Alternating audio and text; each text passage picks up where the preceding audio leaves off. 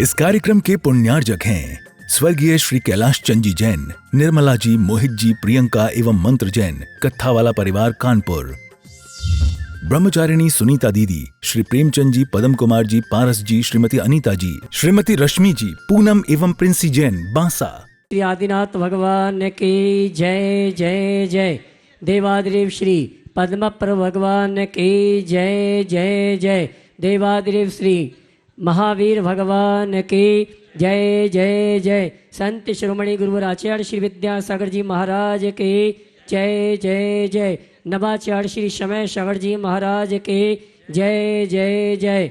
गुणायतन प्रेता शंका समाधान भावना योग प्रवर्तक जन जन के संत प्रखर वक्ता बोले परम पूज्य मुनि श्री प्रमाण सागर जी महाराज के, मुनि श्री निर्वेक सागर जी महाराज के, मुनिवर श्री संधान सागर जी महाराज के, मुनिवर श्री निसर्ग सागर जी महाराज के, मुनिवर श्री संधान सागर जी महाराज के।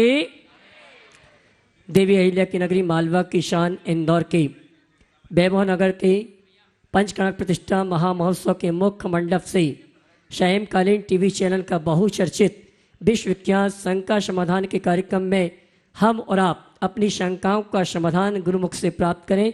उसके पूर्व Paras channel, Janvani channel, Adinath channel और प्रमाणिक ऐप के माध्यम से जिस कार्यक्रम को घर में बैठ के देखो सुन रहे हैं, उन सभी का और यहाँ पर उपस्थित समस्त श्रावक श्राविकाओं का तप कल्याणक महामहोत्सव के पावन अवसर पर धर्म प्रभावना समिति सकल जैन समाज इंदौर हार्दिक अभिनंदन स्वागत करता है। चलते हैं प्रतिदिन की भांति परम पूज मुनिवर के श्री चरण नमन करते आशीर्वाद प्राप्त करेंगे और निवेदन करेंगे। शंका समाधान के कार्यक्रम के लिए दोनों हाथ जोड़ लेंगे और मेरे साथ दोहराएंगे, बोलेंगे हे मुनिवर नमोस्तु नमोस्तु नमोस्तु। और आइए गुरुवर के आशीर्वाद से हम और आप तप कल्याण के पावन अवसर पर परम पूज्य मुनिवर के मुखाग्नि से शंका समाधान में शंकाओं का समाधान प्राप्त करें। उसके पूर्व आज जिन्होंने गुणायतन से जुड़ने का अवसर सौभाग्य प्राप्त किया है, मैं उनको आमंत्रित करूंगा। परम पूज्य मुनिवर के श्री चरणों में नमन करते हुए आशीर्वाद प्राप्त करेंगे और गुणायतन परिवार सम्मान का कार्यक्रम संपन्न करेंगे। श्रीमान श्रीपाल जी जो कि वैभव नगर के महामंत्री हैं, जिन्होंने गुणायतन में सूत्रधार के रूप में जुड़ने का अवसर प्राप्त किया है और कल मुनिवर की नवदा भक्ति करने का सौभाग्य इस परिवार को प्राप्त हुआ। आज गुणायतन में सूत्रधार के रूप में जुड़ने का अवसर प्राप्त किया, मैं सम्मान से आमंत्रित करूंगा, वे आए। परम पूज्य मुनिवर के श्री चरण नमन करते आशीर्वाद प्राप्त करेंगे। हाँ जी, शतभैया परिवार, कल इनको पाटनी परिवार हमने बना दिया था, ये शतभैया परिवार है। जोरदार ताली बजाकर सम्मान करें और इनके सम्मान के लिए मैं आमंत्रित करूंगा इनके साथी वैभव नगर के अध्यक्ष महोदय श्रीमान विनोद जी और साथ में श्रीमान चंद्र कुमार जी सिंगई, ये आएंगे। सम्मानी सूत्रधार परिवार का सम्मान का कार्यक्रम संपन्न करेंगे। मैं चाहूँगा आप जोरदार ताली बजाकर इनका सम्मान करें। वैभव नगर की मंदिर कमेटी और वैभव नगर दिगंबर जैन समाज। सुनो भैया जी, स्तंभ तो उन्होंने बोला है लेकिन वो अब भावी ट्रस्टी है समझ जी। हाँ, आइए गुणायतन स्तंभ के रूप में आज इन्होंने जुड़ने का अवसर प्राप्त किया। भविष्य में गुणायतन ट्रस्टी बनने के लिए निवेदन कर रहे हैं, अभी इनको आशीर्वाद उस रूप में प्राप्त नहीं हुआ है। आइए चलते हैं। श्रीमान गुणायतन ट्रस्टी के रूप में श्रीमान प्रेमचंद जी, चंपा जी, मुकेश चेरी जी, पीयूष जी, रिया जी, आदेश जी, आद्विका जैन, विदिशा वाले, वैभव नगर इंदौर, जिन्होंने गुणायतन ट्रस्टी के रूप में जुड़ने का अवसर प्राप्त किया है, हमारे बीच उपस्थित है। और शायद यहाँ पर इनके परिवार की ओर से एक मूर्ति भी प्रतिष्ठित हो रही है जो कि कैलिफोर्निया जिनालय में विराजमान होगी। विदिशा वाले यूएसए परिवार, जिन्होंने आदिनाथ भगवान की प्रतिष्ठा करवाने का अवसर प्राप्त किया। आइए और इनके सम्मान के लिए आमंत्रित करूंगा हमारे श्रीमान अशोक जी रानी जी दोषी और नरेंद्र जी वज, ये आएंगे। हमारे सम्माननीय गुणायतन ट्रस्टी परिवार का सम्मान का कार्यक्रम संपन्न करेंगे और आप जोरदार ताली बजाकर के सम्मान करें। और आइए हम आमंत्रित करेंगे उन्हें जिन्हें संत शिरोमणि गुरुवर आचार्य श्री विद्या। ये क्या बोल रहे हैं महाराज, आप आशीर्वाद ऐसा दो कि हम ट्रस्टी पर न रुके, शिखर तक पहुंचे। क्या बात है, बहुत बहुत की भावना की अनुमोदना कीजिए। हो गया, अच्छा। और आइए मुंबई से हमारे बीच में श्रीमान कमल जी, श्रीमती कांति जी, कपिल जी जैन मुंबई, जिन्होंने गुणायतन ट्रस्टी के रूप में जुड़ने का अवसर प्राप्त किया है।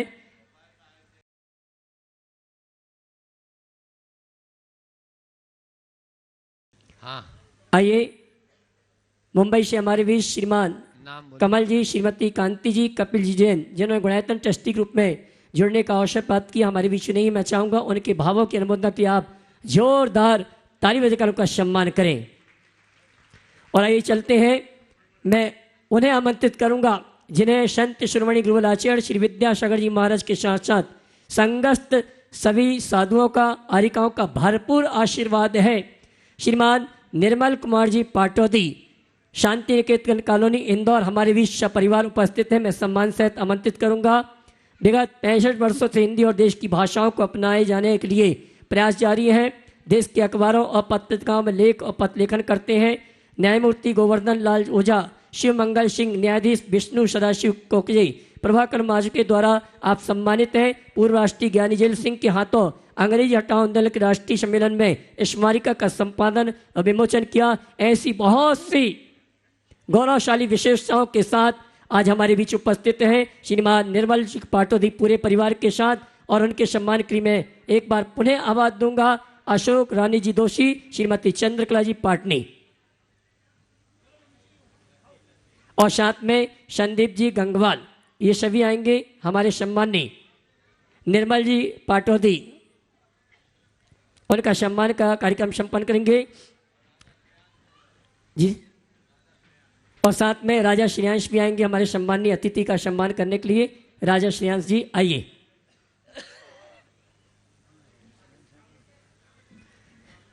इनके द्वारा संघ के लिए बहुत अच्छे अच्छे काम किए गए हैं। कुंडलपुर महोत्सव 2016 और 2022 के अवसर पर डाक विभाग से आवरण जारी करवाया गया। आचार्य श्री विद्यासागर डाक विभाग से आवरण जारी करवाया गया है, और आचार्य संघ का भरपूर आशीर्वाद हमारे निर्मल जी पाटौदी को प्राप्त है। मैं चाहूंगा दोनों हाथ उठा के ताली बजा के ऐसे व्यक्तित्व का, ऐसी विभूति का सम्मान करें। और आइए चलते हैं, और आज के संघ का समाधान के कार्यक्रम में कल तक तो 3 संत यहाँ पर विराजमान होते थे, लेकिन आज 5 संतों के सानिध्य में आज का संघ का समाधान का कार्यक्रम के लिए मैं निवेदन करूंगा मुनिवर संधान सागर जी महाराज से दोनों हाथ उठा के जयकार लगाएंगे।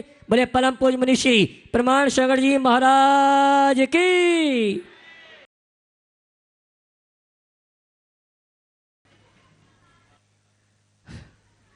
चलते हैं गुरु चरणों में।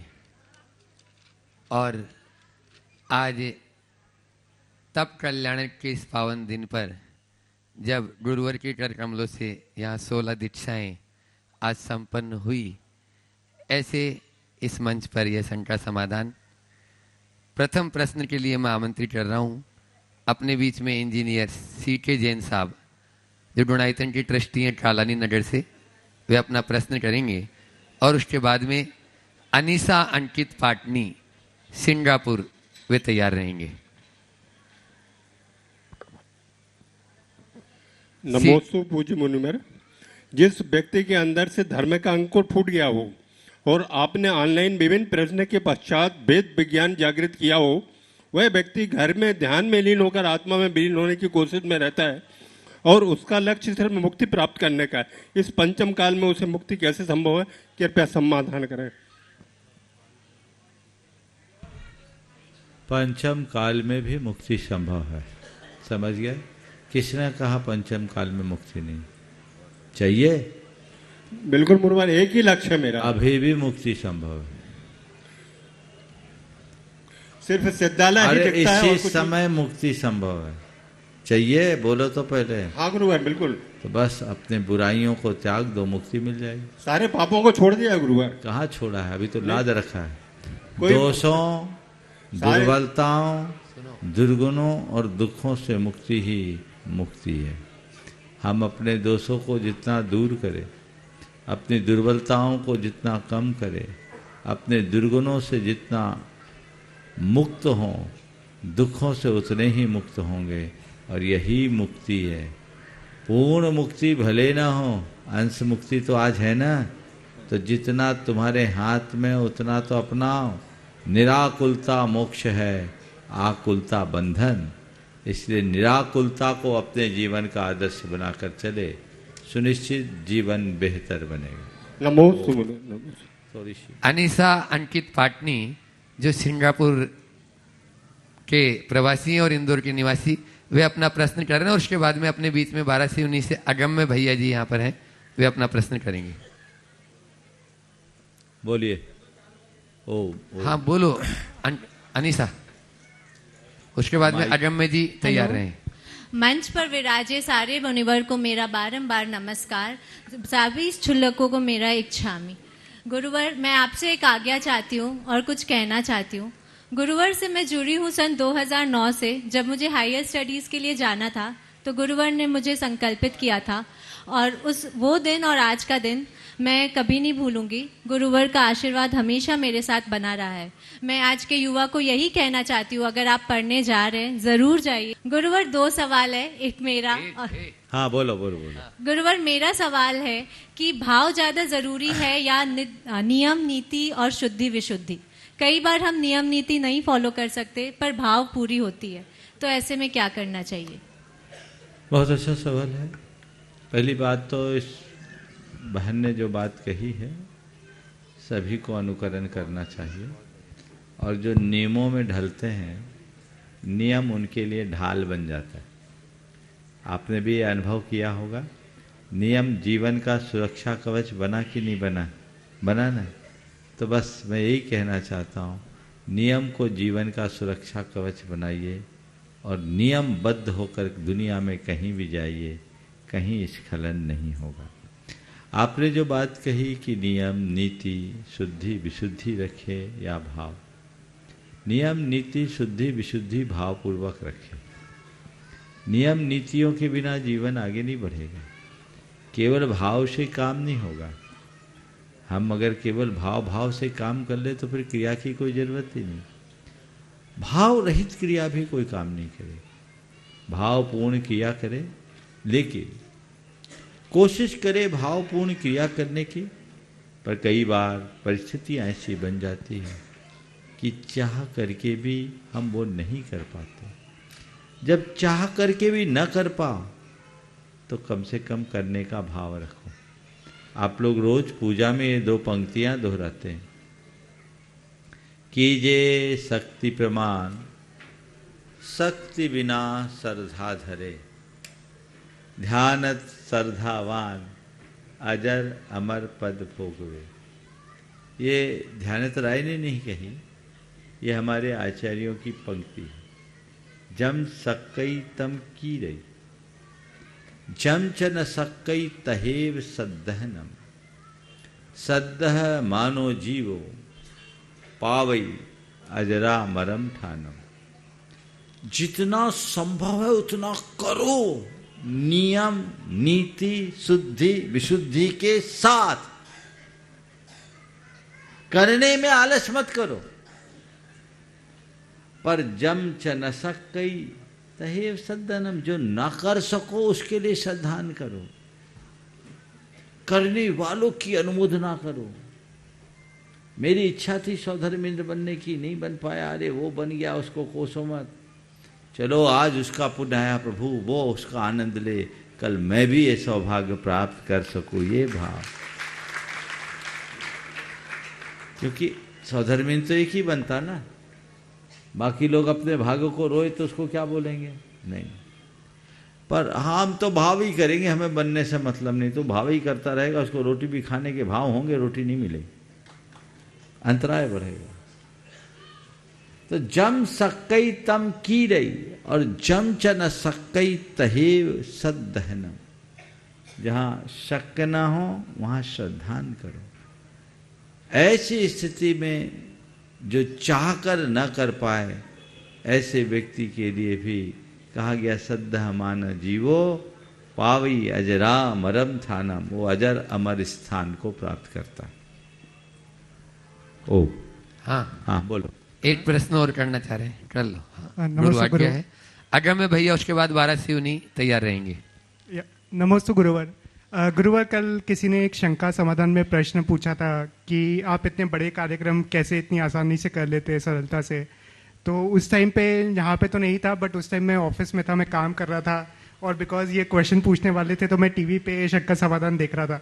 तो जब आपने बताया कि आप मान लो कि मैं कर नहीं रहा हूँ, सब कुछ हो रहा है, उसी टाइम पे मैं इतना परेशान था। बट जब मैंने ये सुना उसके बाद मैं मतलब सोचा कि सब हो रहा है, उसके बाद अचानक से अपने आप ही मेरे अंदर कुछ एनर्जी आ गई और सब कुछ अच्छा हो गया।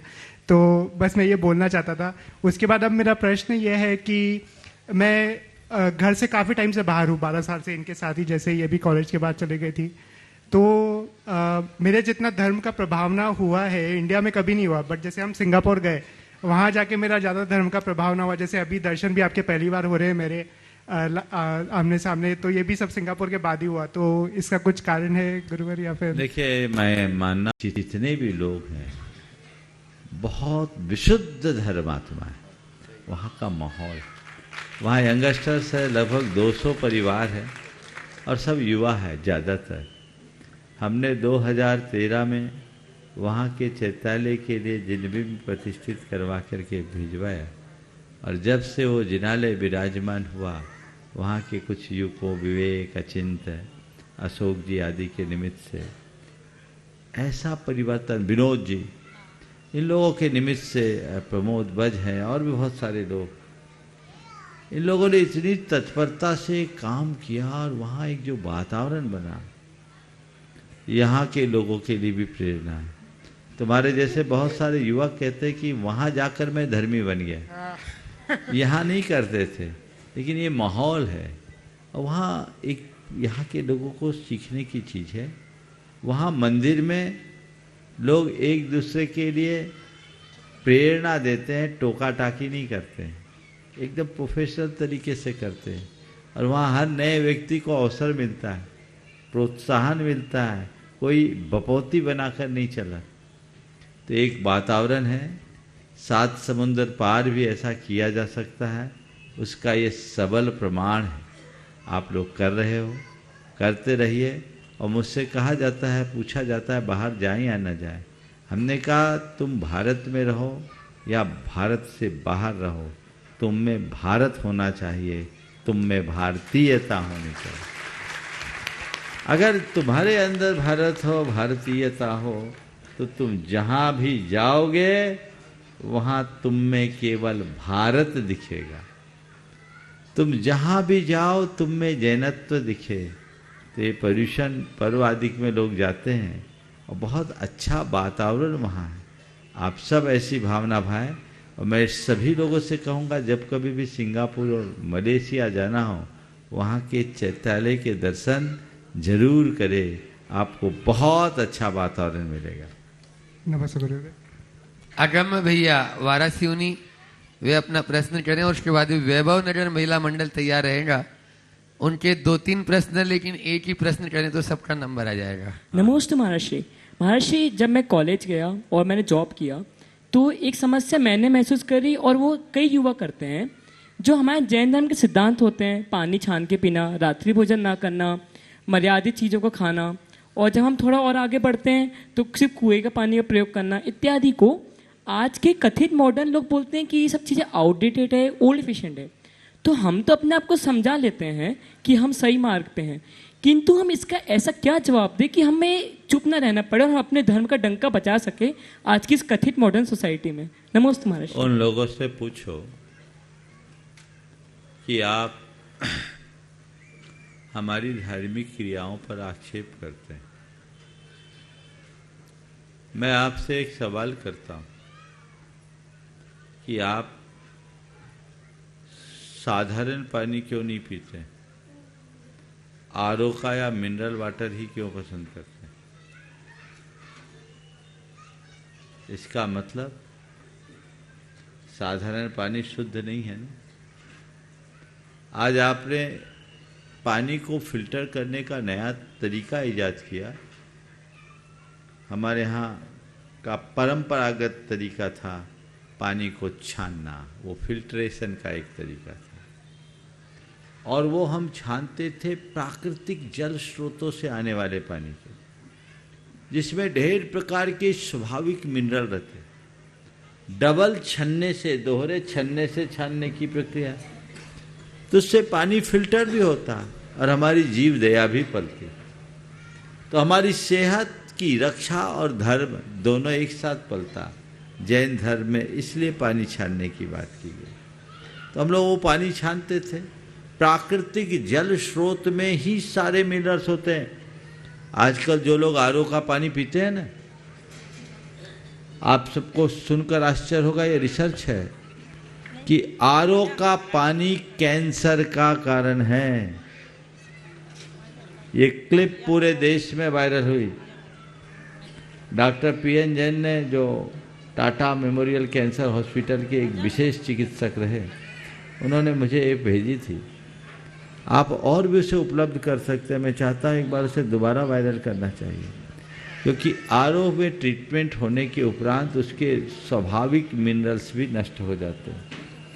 इसलिए आप आरओ का पानी पीने की जगह प्राकृतिक जल स्रोतों का पानी प्राकृतिक तरीके से पीजिए, ताकि आपके शरीर के लिए पोषक तत्वों की पूर्ति हो सके और अवांछित बीमारियों के शिकार बनने से बचा जा सके। एक बात। दूसरी बात, हम पानी छानते हैं तो जीव दया पलती है, हमारी पुरानी पद्धति थी। इसी इंदौर शहर की एक घटना जिसका उल्लेख भारत के तत्कालीन उपराष्ट्रपति डॉक्टर शंकर दयाल शर्मा ने, वो राष्ट्रपति बाद में बने थे, 1985 में जब वो भारत के उपराष्ट्रपति हुआ करते थे, भिलाई नगर के भिलाई नगर में एक पंचकल्याणक में वे प्रमुख अतिथि के रूप में पहुंचे थे और वहाँ उन्होंने उद्बोधन दिया। वो उद्बोधन आप सबको ध्यान देने लायक। उन्होंने लिखा कि जब मैं मध्य प्रदेश का मुख्यमंत्री था, उन दिनों इंदौर शहर में एक बीमारी फैली, और ऐसी बीमारी जिसमें पूरा परिवार बिस्तर पकड़ता था। बीमारी एक कॉलोनी तक सीमित थी, उस कॉलोनी से बाहर बीमारी नहीं थी। और इसकी जांच पड़ताल की गई कि कॉलोनी तक ही क्यों, और उसमें जैन परिवारों में बीमारी के लक्षण नगण्य थे। तो ये उनको चक्कर आया कि आखिर इस बीमारी का कारण क्या है।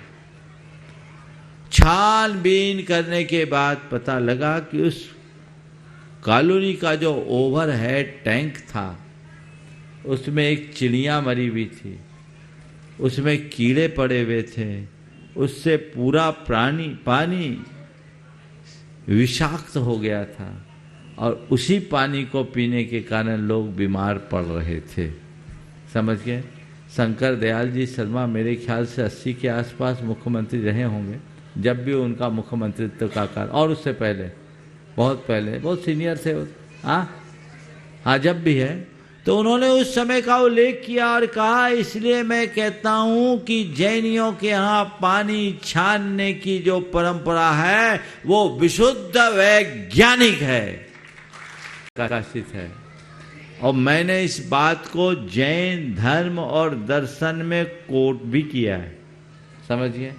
तो लोगों को बता कि जैन जीवन शैली पूरी तरह वैज्ञानिक जीवन शैली है। तुम रात्रि भोजन का मखौल अपना उड़ाते हो, पर देखो इंटरमीडिएट फास्टिंग की बात किसने की, जिसे नोबेल प्राइज दिया गया। अपने भोजन में कम से कम 8 घंटे का अंतराल, और कोशिश करें 1 मील ही लें। ये आज की रिसर्च है। आपको ज्यादा हेल्दी, ज्यादा एनर्जेटिक बनाए रखने के लिए ज्यादा जरूरी है। ये तो साइंस आज कह रहा है। हमारे धर्मशास्त्र सदियों पहले से ये बात दोहराते रहे हैं। तुम्हें मॉडर्न जैन बनना है तो बनो, कल तुम अस्पतालों में अकड़े रहना। हमें गर्व है कि हम शुद्ध जैन हैं, शुद्धता और स्वस्थता के साथ जीवन जिए। हाँ जी, ये बोलते हैं रोक टोक बहुत है कि ये नहीं खाना वो नहीं खाना। जैन में कोई रोक टोक नहीं है। जैनियों में कोई रोक टोक नहीं है, ये नहीं खाना वो नहीं खाना। ये हमारी चॉइस है कि हमें क्या खाना क्या नहीं खाना। हमें किसी ने रोका थोड़ी है, हम खुद नहीं खा रहे। ये मेरी इच्छा है।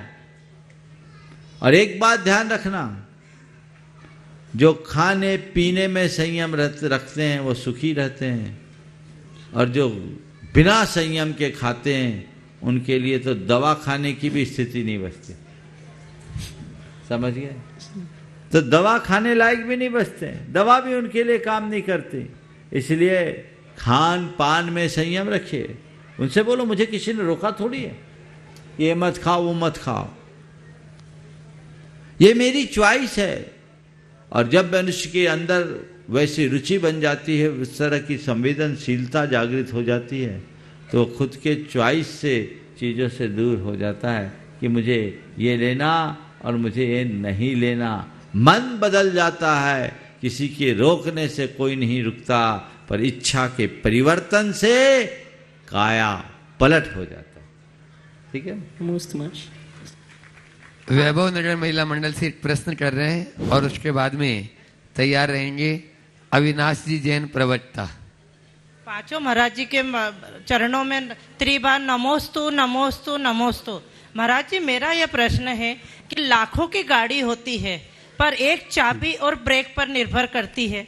करोड़ों का घर होता है, वो भी एक चाबी और ताले पर निर्भर करता है। ऐसे ही हमारी सोच और स्वभाव किस पर निर्भर करता है? कृपया शंका का समाधान करें। बहुत अच्छी बात है। गाड़ी हो मकान हो, सब चाबी ताले पर निर्भर है। हमारी सोच,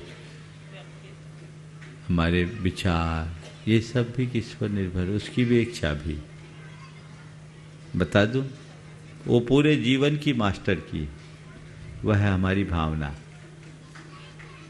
क्या बता रहा हूं? वो हमारी भावना। भावना हमारे जीवन की एक ऐसी चाबी है जिसके बल पर हम अपने जीवन के हर ताले को खोल सकते हैं। इसीलिए कहा गया यद भाव्यते तद भवति। हमारी जैसी भावना होती वैसी सोच होती है, जैसी सोच होती वैसी प्रवृत्ति होती है, जैसी प्रवृत्ति होती वैसा चरित्र होता है, और जैसा चरित्र होता है वैसा जीवन बनता है। हमारी अच्छी बुरी सोच हमारे अच्छे बुरे जीवन का निर्धारण करती। इसलिए हम अच्छी सोच बनाना चाहते हैं, अच्छी भावना को जगाने का प्रयास कीजिए, सब कुछ हो जाए। नमोस्तु महाराज जी, नमोस्तु नमोस्तु। अविनाश जी जैन प्रवक्ता अपना प्रश्न कर रहे हैं और उसके बाद में आपके गर्मा गर्म प्रश्नों का नरमा नरम उत्तर पूज्य गुरुदेव के द्वारा जो मिल रहा है वो मिलता रहेगा। प्रश्न बहुत सारे हैं, लेकिन अपन इस सत्र को अभी मंच की ओर ले चलेंगे, क्योंकि आज अपने बीच में महाराज श्री जी यहाँ पर बहुत सारे विराजमान हैं और उसमें अपन उनसे भी शंका के लिए निवेदन करेंगे ताकि उनके भी प्रश्नों का उत्तर गुरुदेव से मिल सके। मंच पर विराजमान पूज्य मुनि श्री परमार सागर जी महाराज, निर्वेक सागर जी महाराज, निस्वार्थ सागर जी महाराज और निसर्ग सागर जी महाराज, संदान सागर जी महाराज के चरणों में नमोस्तु इच्छामि।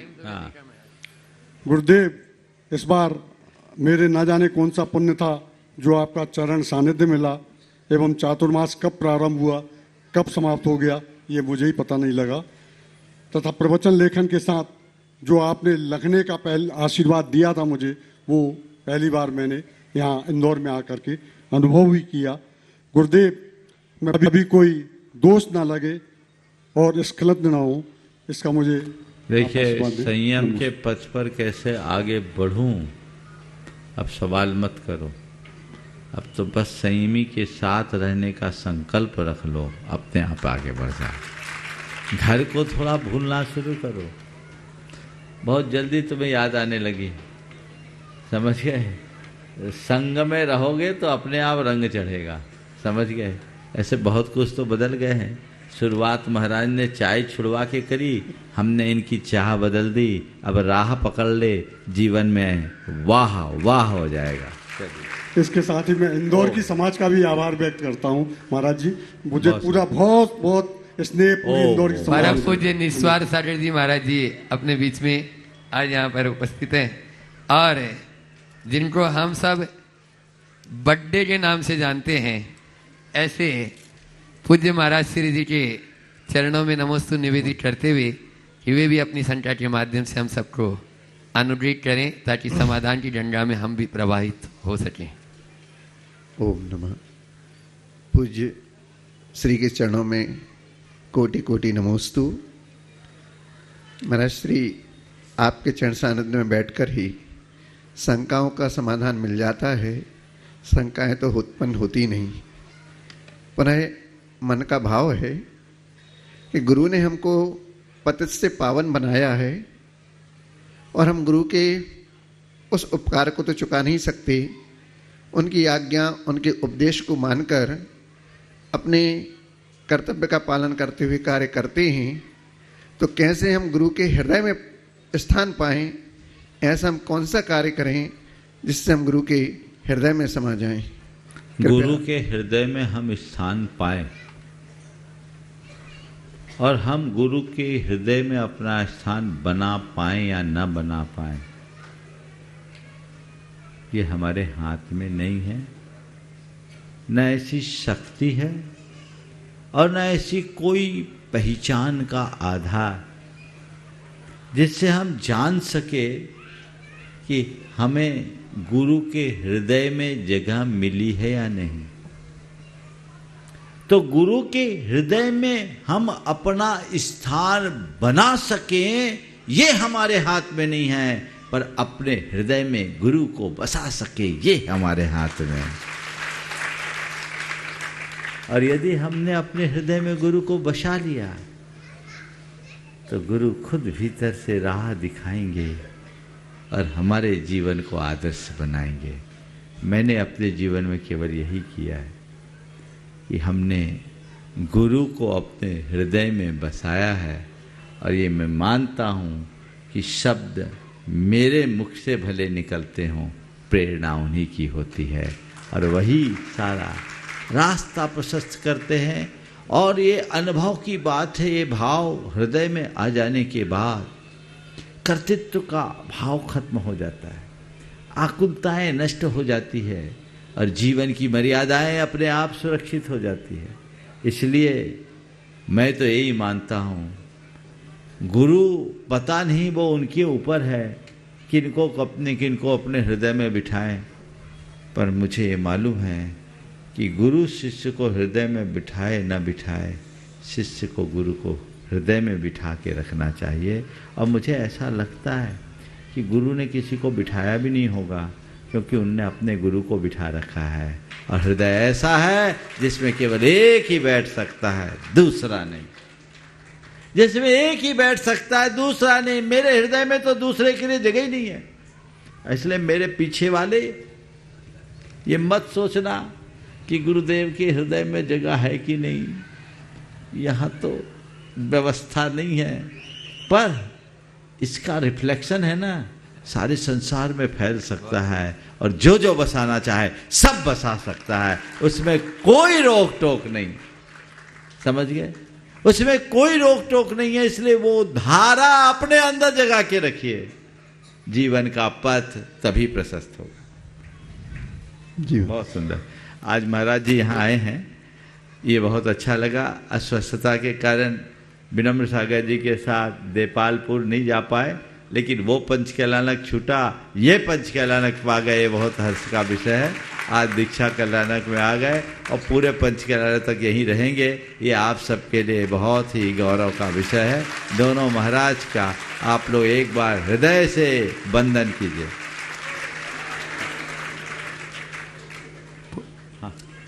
पूज्य निसर्ग सागर जी महाराज जी से भी निवेदन करें अपन। महाराज जी मना कर रहे हैं, ठीक है। अगला प्रश्न करेंगे।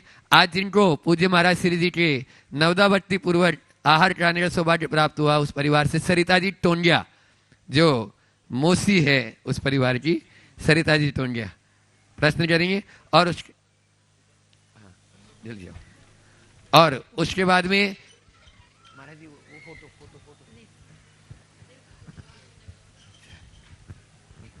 कुमारी आयुषी जैन तैयार रहे।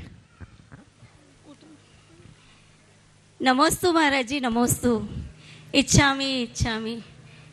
इस विकट संसार में चारों गति में दुख ही दुख है। उससे छुटकारा पाने के लिए क्या उपाय है? उसके उपाय की पात्रता के लिए क्या करना चाहिए? बस दुख से मुक्त होना चाहते हो तो कुछ मत करो, धर्म को धार लो। धर्म ही एक ऐसा माध्यम है जो हमें संसार के दुखों से मुक्त करके भव सागर से पार उतारता है। और उसकी पात्रता के लिए सबसे पहली बात है श्रद्धा। सच्ची श्रद्धा अगर हृदय में जग गई धर्म के प्रति तो पूरे जीवन का काया पलट होगा। ओम। उसकी संयोजिका है इंदौर की, वे अपना प्रश्न करेंगे और उसके बाद में सभी बहनों के साथ में प्रश्न करेंगी ब्रह्मचारी मीना दीदी पिंडरई।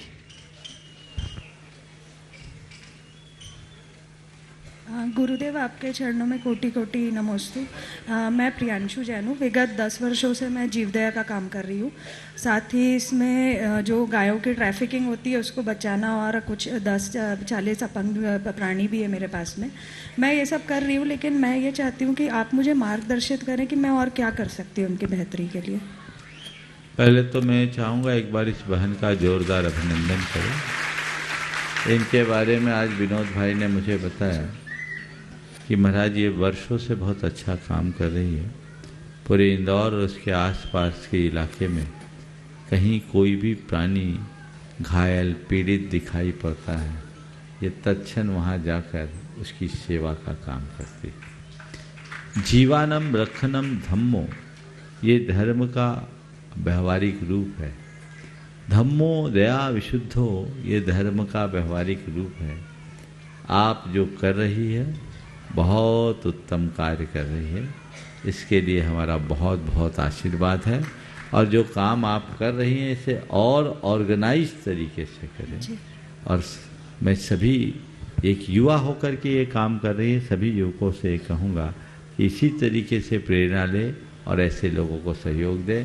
और अशोक जी, मैं चाहूँगा ऐसे शख्सियतों का सम्मान जरूर करना चाहिए। रानी जी आप आ जाइए और इनको प्रोत्साहन दीजिए और न केवल सम्मान कीजिए, ऐसे लोगों को संबल भी दीजिए जब जरूरत पड़े, ताकि ये कोई भी कार्य बहुत अच्छे से कर सके। ब्रह्मचारी मीना दीदी पिंडरई, प्रज्ञा शोध संस्थान माला, और सारी दीदियां एक साथ, संगीता दीदी सब एक साथ, ठीक है, जो भी पूरे एक साथ खड़े हो जाए। और उसके बाद में सुधीर निवेदिता जी जैन दोहा कतर, जो डोनाइतन की ट्रस्टी है, वे अपना प्रश्न रखेंगे। नमस्ते महाराज जी। महाराज जी, ये नमक आदि जो षटरस बताए हैं, इनका संबंध रविवार आदि से किया गया है, ऐसा वर्णन कहाँ आया है? और सोमवार को हरि का त्याग करने को कहते हैं, तो ये भी बात कुछ देखो। ये एक साधना का अभ्यास है।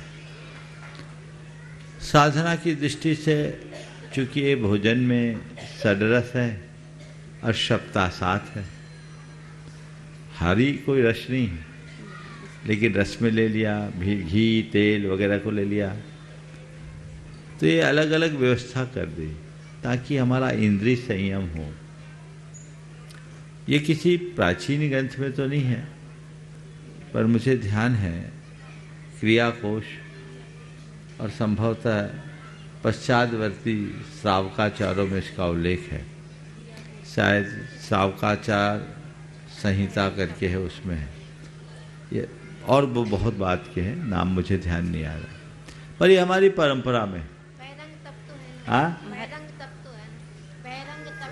तप है, इंद्रिय जय का एक माध्यम है। महाराज जी, क्रिया कोश बता रहा, हाँ, प्रमाणिक ग्रंथ क्रिया कोश, हमारी क्रिया कोश दौलत राम जी ने लिखा है। निश्चित वो कुलाचार जो परंपरागत तरीके से आ रहा था उसको उन्होंने निबद्ध किया। उसमें ऐसी कोई बात तो नहीं है जिसको हम नकारें, अच्छी बात है, तो वो उसको उस पर ज़्यादा समीक्षा करने की आवश्यकता नहीं। लेकिन जो बात आपने कही कि सोमवार को हरि का त्याग क्यों, अब मुझे तो पता नहीं, मैंने तो जो भी त्याग किया सब इकट्ठा किया, लेकिन बताते जाना एक एक करके। मैं अभी दिमाग में कुछ बातें आ रही है, इसको नोट कर लेना। मुझे लगता है हमारी हर परंपरा में कोई ना कोई विज्ञान छिपा होता है जिसे हम जान नहीं पाते, हम उस विज्ञान को जाने। सोमवार को हरि क्यों त्यागते? सोमवार चंद्रमा का दिन है। चंद्रमा समुद्र से गहरा संबंध रखता है। चंद्रमा के उठाव से जल तत्व का उठाव होता है। हमारे शरीर में जैसे इस धरती पर 2/3 जल तत्व 1/3 ठोस तत्व है, पृथ्वी तत्व है, वैसे ही हमारे शरीर में 2/3 जल तत्व और 1/3 पृथ्वी तत्व है। हरी वनस्पति का सेवन करते हैं, उसमें जलीयता ज़्यादा है।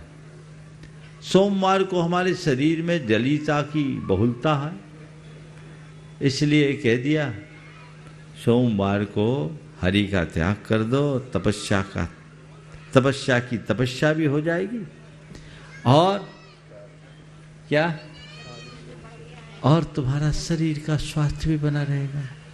मंगलवार को क्या है? मीठा। मंगल मार्स का द्योतक है। मीठा लाल रंग का होता है। मंगल लाल रंग उत्तेजना पैदा करता है, मीठा भी उत्तेजना पैदा करता है। तो लाल रंग के दिन हमारे अंदर ऐसी स्फूर्ति और उत्तेजना रहती है। मंगलवार को मीठा छोड़ोगे, सुस्ती नहीं आएगी। बुधवार को क्या है? घी। बुध जो है घी का, बुध जो है बुद्धि का देवता है। अब इस पर रिसर्च किया जाए तो बहुत सारी चीज़ें आएगी। ये तत्काल आ रहा है, जितना आते जाए देखते जाना, बाकी फिर अब फैक्ट्री में माल चला गया है, कभी ना कभी निकल जाएगा। ठीक है। अब बुधवार को घी है। अगर ज्योतिष के हिसाब से बुध की बात को देखा जाए तो मुझे लगता है कि बुध में स्निग्धता की बहुलता होगी। ये ज्योतिषी बताएगा, तुम ज्योतिषी हो, बताओ बुध के स्वभाव में क्या है? बुध रुक्ष स्वभाव है, स्निग्ध स्वभाव है? बुद्धि का कारक। तो उसका स्वभाव बताओ, गुणधर्म बताओ, उसकी तासीर बताओ, रिसर्च करो। मुझे लगता है, मैं संभावनात्मक बात कह रहा हूं क्योंकि ज्योतिष का मैं पंडित नहीं हूं। ज्योतिष का ज्ञान मैंने गुरु के पास त्यागा था, पढ़ा जरूर था पर त्याग दिया था। मुझे लौकिक विद्या दिखी थी और त्याग कर मैं बहुत खुश हूं, नहीं तो आज तुम लोग हाथ ही देखता रहता। बहुत पहले त्यागा था और खुद अपनी प्रेरणा से त्यागा था, तो वो कहानी अलग है। तो मैं कह रहा हूं बुध का जो स्वभाव है कहीं ना कहीं स्निग्धता से होगा बुध का संबंध। तो बुधवार को चिकनाई छोड़ दो, कोई दिक्कत नहीं। और गुरुवार को दूध। गुरु का, बृहस्पति का गौ से कोई संबंध होगा, इसको खोजा जाए। ये रिसर्च का विषय है। इन ग्रहों के स्वभाव पर अध्ययन करें, निश्चित कुछ निष्कर्ष निकलेगा। शुक्रवार को दही। दही। शुक्र भोग प्रदान करता है। दही है, खटाई है, जो है। तो शुक्र का स्वभाव क्या है? भोग प्रदान करना। खटाई जो है वो शुक्र को बढ़ाने वाली है, इसलिए कहा शुक्र ऐसी तुम्हारे यहां बलवान है, खटाई त्याग दो। और शनिचर का पिंड तो तेल से छूटता ही है, जगत व्यापी है, तो शनिवार को तेल छोड़ दो। और रविवार को नमक, सूर्य ऊर्जा का प्रतीक है, उत्तेजना का द्योतक है। उस दिन तुम्हारा ब्लड प्रेशर ऐसे ही हाई होता है, नमक मत खाओ, थोड़ा लेवल में रहेगा। ऐसा कोई विज्ञान निकल सकता है। और तुम ज्योतिष की विद्वान हो, मैं तुमसे ही कहता हूं रिसर्च करके मुझे दो, क्योंकि अब मेरे पास इतना टाइम तो रहता नहीं। इस नजरिए से देखो, इन 7 वारों के डेप्थ में जाओ और उनके त्याग के साथ मिलान करो। मुझे बात मतलब पक्की तौर पर मेरी धारणा है कि हमारी परंपरा में कोई भी कमी नहीं है, कमी केवल समझ में है। जब से ये प्रवाह आगे बढ़ा, जरूर इसके पीछे कोई विज्ञान। जब इस विज्ञान का अनुसंधान हो और खोज कर, अभी तो मैंने जो दिया है कच्चा माल है, इसको पक्का मत बनाना, समझ गए? मैं एकदम कॉन्फिडेंटली नहीं बोल रहा हूँ, हालांकि बोलता हूँ कॉन्फिडेंस के साथ, पर अभी इसको पक्का मत मानना, अभी रॉ है, इसको मैं पका लूँगा।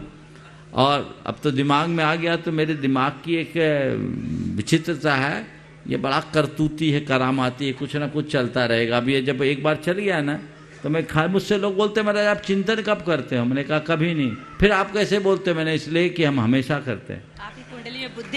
हमारा चिंतन चलता ही रहता है। आपसे बात करते करते भी चिंतन चलता है। आपको अभी जवाब दे रहा हो तो भी मेरा दिमाग साथ साथ कहीं और चल रहा है। महाराज जी आपकी कुंडली में बुद्धि चातुर्य योग है। मुझे नहीं मालूम क्या चातुर्य है या नहीं है, पर जो है सो है।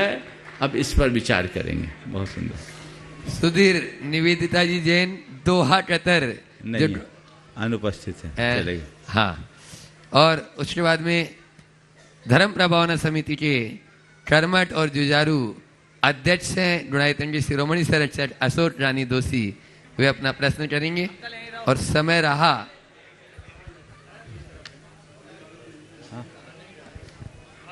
हो जल्दी।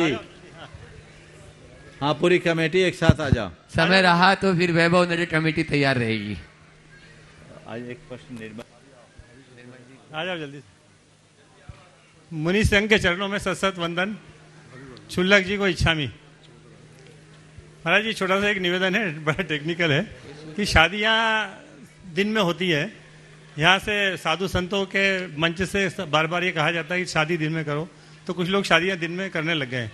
लेकिन उसमें एक समस्या यह है कि शादी जो होती है वो एसी हाल में होती है, और एसी हाल में ये पूरी लाइट हजारों वाट की जलती है, उसमें हम भोजन करते हैं।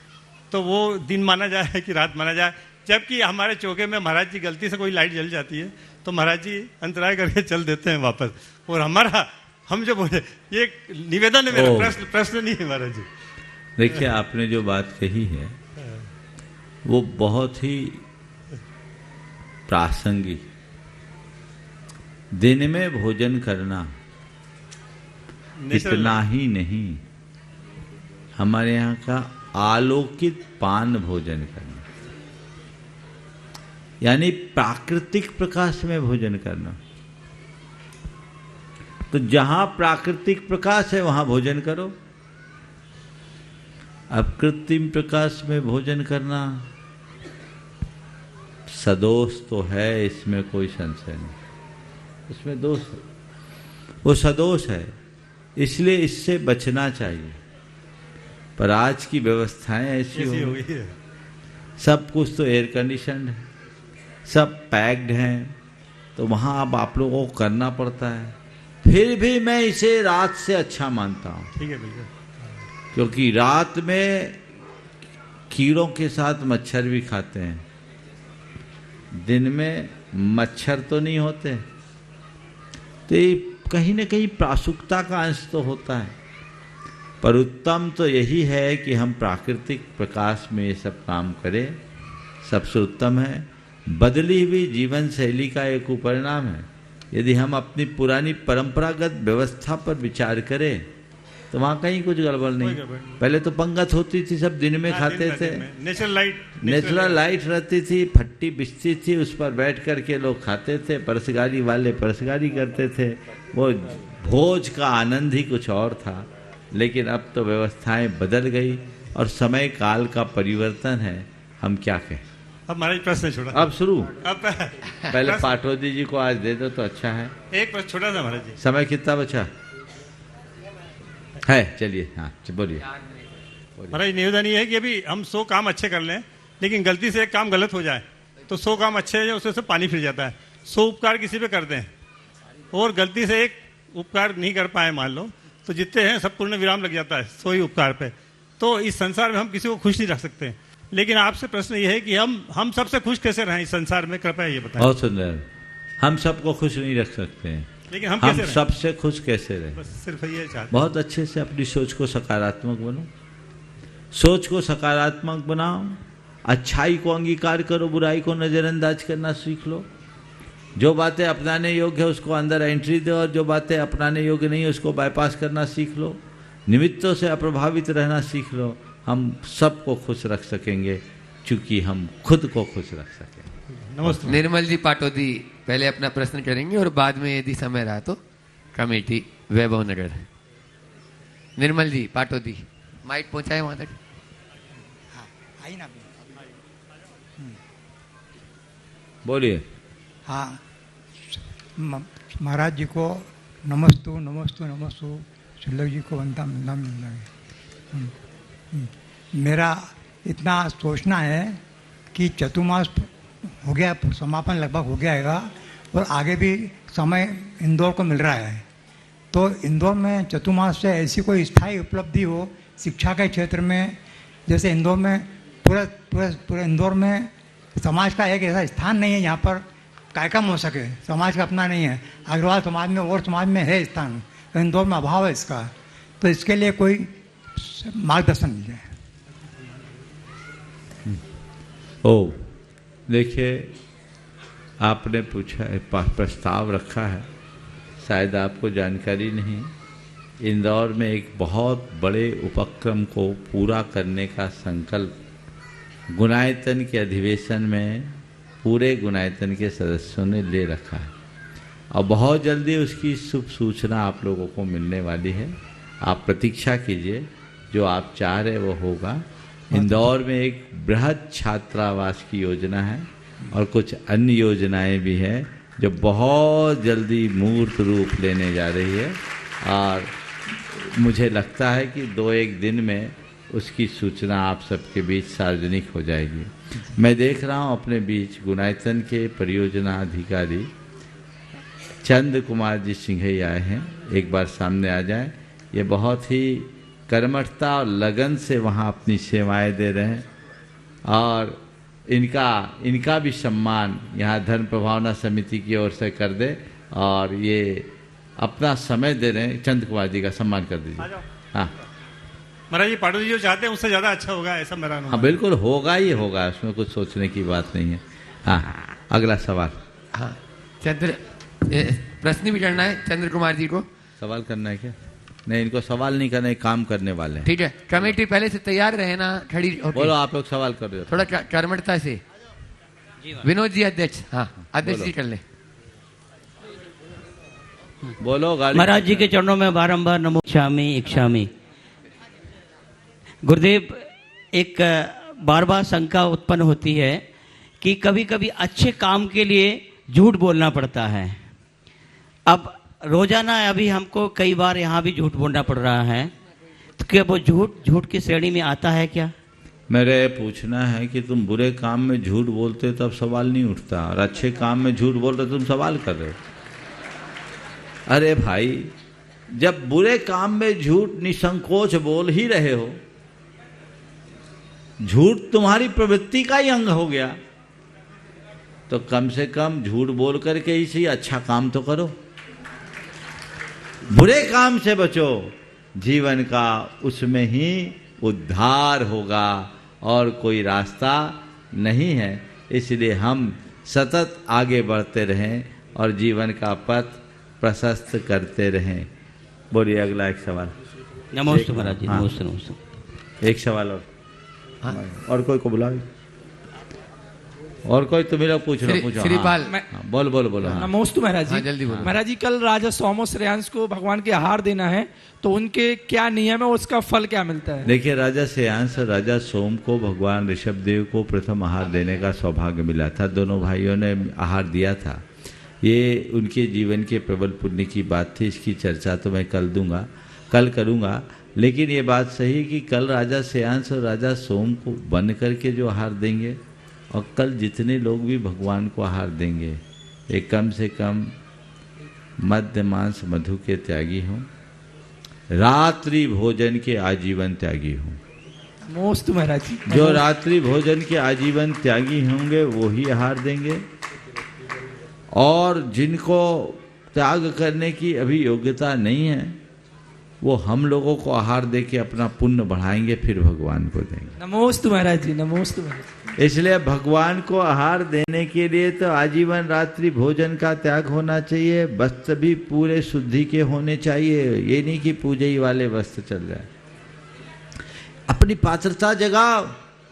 हाँ, कुछ स्टूडेंट और बाहर जाने वाले लोग जिनकी कोई व्यक्तिगत ऐसी मजबूरी होगी, वो मजबूरी हम लोगों को बता देंगे। हम लोग जब सम्मति देंगे तभी आप आहार देना, और झूठे बनकर तुम आहार दोगे तो तुम्हारा पुण्य भी झूठा हो जाएगा। वक्त वक्त पर धोखा दे देगा। इसलिए झूठा पुण्य संचय मत करना, अपनी योग्यता अपनी पात्रता को देखना, नहीं कर पाओ तो अनुमोदना कर लेना, उससे भी आपको उतना पुण्य लाभ मिल जाएगा। समय क्या होगा ये वो यहाँ वाले वस्त्र नहीं चलेंगे, बस आहार के, भगवान के आहार के वस्त्र अलग होंगे, वो यहीं के होंगे, वो चौके में नहीं चलेंगे। और कल कितने बजे आहार चर्या? कल के प्रोग्राम की 9 बजे आहार चर्या कल होगी। पूरी सूचना आप अभय भाई दे दीजिए।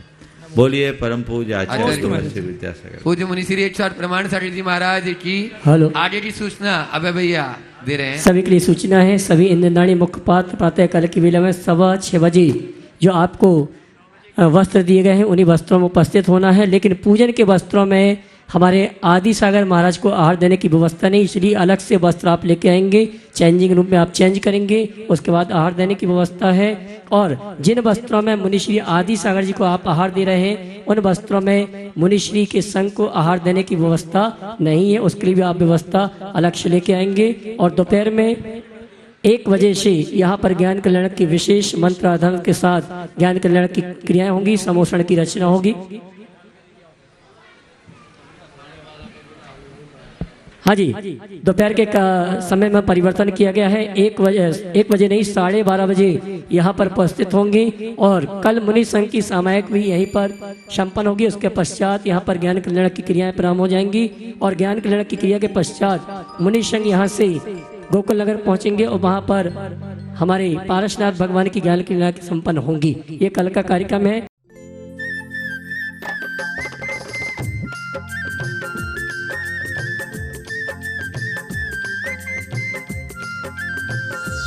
इस कार्यक्रम के पुण्यार्जक हैं स्वर्गीय श्री कैलाश चंद जी जैन, निर्मला जी, मोहित जी, प्रियंका एवं मंत्र जैन, कत्थावाला परिवार कानपुर। ब्रह्मचारिणी सुनीता दीदी, श्री प्रेमचंद जी, पदम कुमार जी, पारस जी, श्रीमती अनीता जी, श्रीमती रश्मि जी, पूनम एवं प्रिंसी जैन, बांसा।